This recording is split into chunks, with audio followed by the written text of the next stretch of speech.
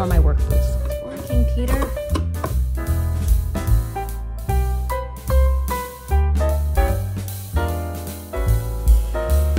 So today's DIY is an IKEA hack of a couple of IVAR cabinets. I have these two IVAR cabinets. They kind of act as my pantry, but they're lacking a little bit. They look too much like IKEA. They lack a little bit of function. They're not the most sturdy things on the risers that I've given them, and they don't have much personality. So I wanted to better integrate these cabinets into the kitchen, make it look more intentional. I'm eager to get started on this because I've already unloaded my entire pantry into my living room, which means I really want to stop living amongst my canned goods. I don't like feeling like a doomsday prepper. So here's what we're gonna do. Here's the list. I want to add some trim around the front, kind of that shaker style. That's gonna make it seem more intentional. It's gonna lose this appearance of whatever IKEA was thinking with these lip things. We'll add some hardware. We'll brighten the color to this nice red. We'll add like an actual wood top so it looks like a real cabinet. And then I want to add maybe new feet. And then here's the other big thing. I need more functionality and symmetry in this room. So I thought if I separated them so that they span the entire length of the shelf, this area between the two windows, I can add some shelves here, you know, put some maybe vegetables that need to stay dark or some wine or God knows. It'll look more intentional and symmetrical. So I'm taking these pre-primed MDF baseboards and cutting all the pieces for the shaker style. I'll spare you a full montage of my slightly dangerous and boring sawing. Okay, so in terms of putting this together, these lengths, those are known quantities. It's these widths that are a little bit more difficult because if you look at this, I'm actually covering up a bit of a hole that these IVAR things have, which you can adjust to some extent with the hinges, which I have done, but I'm just gonna cover up the rest with the trim. Then I kind of tape together two of these metal things that I found at the hardware store because it's the kind of exact amount that I want to sort of be as a spacer. So I check that, and then that's how I kind of trim down these measurements so that I can get these just right. As you notice, there's some gaps in between here, but I'm gonna fill that all in with some wood filler so it'll be nice and smooth and you won't notice all of my mistakes.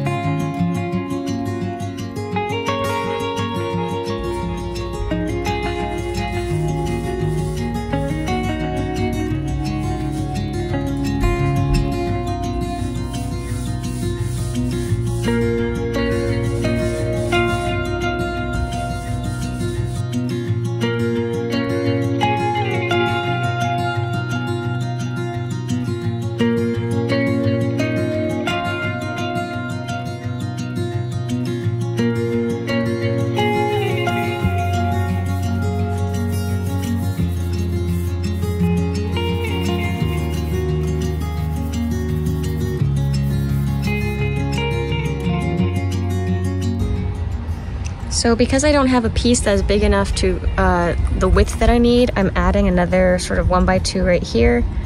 What is this? A 1x2 to my larger piece to make the full overhang that I want. So we're gonna pocket hole on this so that I can combine it together.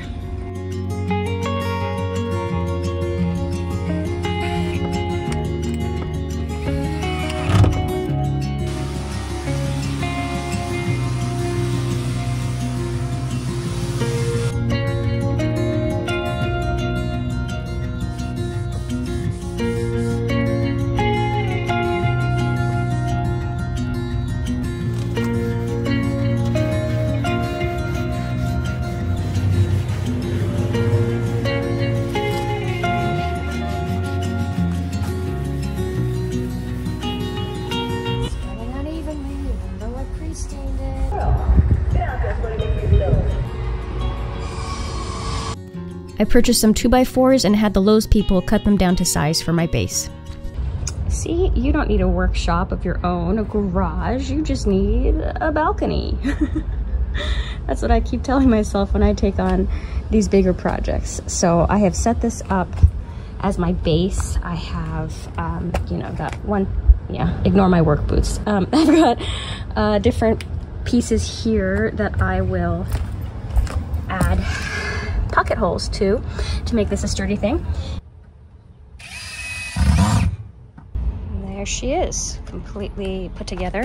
And on this side, I just drilled in here because there was no way I was gonna get a pocket hole in through this side with the drill, I discovered. But whatever, still works.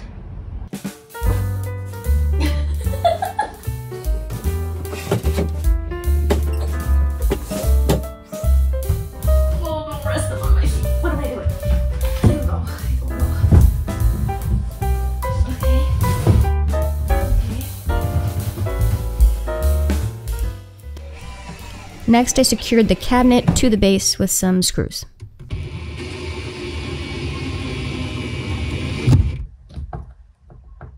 The shelves. I drilled sawdust in the lungs. I drilled pilot holes, so that's why that is easier than I anticipated. Looking like you're getting a real view. You can really see what's going on in here because of my excellent filming skills. I just can't be bothered to move the camera. Approximate like I'm doing what I'm supposed to. It's working, Peter. So now we're gonna add the topper to put this all together.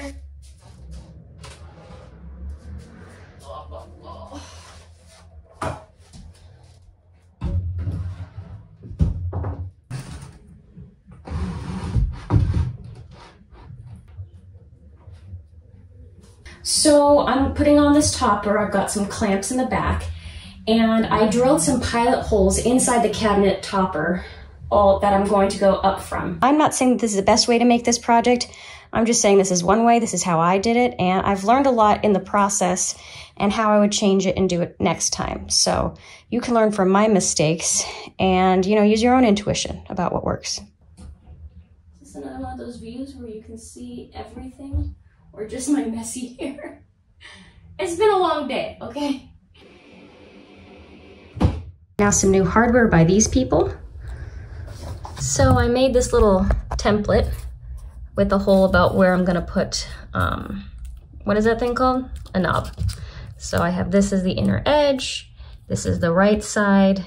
Oh, it's actually the left side, whatever, it's okay. And then on this side, I will flip it comme ça. So it will have the same hole, same place for the hardware.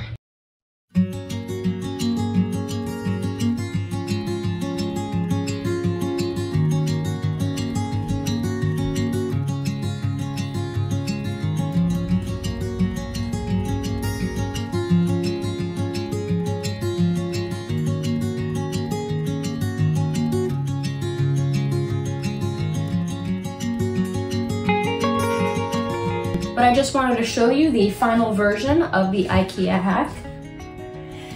And remind you that during this process, I didn't go to my little tool shop, I didn't go to my garage, I didn't go to my backyard to work on this. And that's because I don't have any of those things. And I just worked on it within the kitchen and on my little balcony. And I want you to know that you do not need to be limited by the space that you have, by the tools that you have. You too can make a DIY kitchen pantry system. If you want to see how this piece works into the scheme of my entire kitchen makeover, well, check out this video over here.